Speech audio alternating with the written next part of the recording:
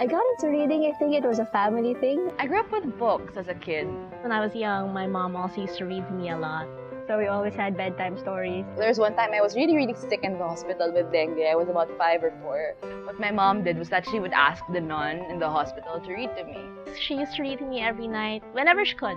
Also, what I read to them, I read them Goodnight Moons. I read all of them Goodnight Moons. The nun was surprised that one day I was just reading the book by myself. And my mom was like, oh, she doesn't understand it yet. She just memorized the entire thing because you read to her.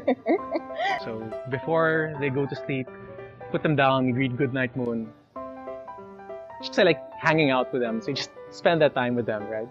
We had the classic childcraft books at home, and then I read them all from cover to cover. She read me fairy tales. She read me storybooks.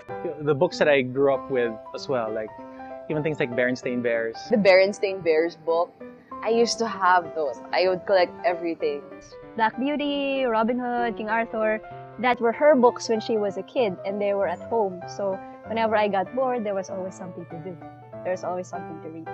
I saw one of the books that I used to read as a kid. I'm like, oh my god, people still read this. I'm so happy because I learned so much from those books.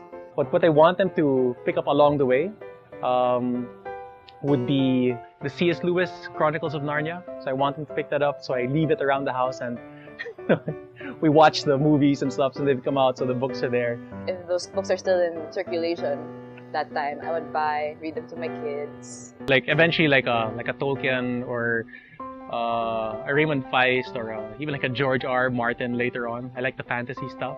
Definitely this. My kid has to read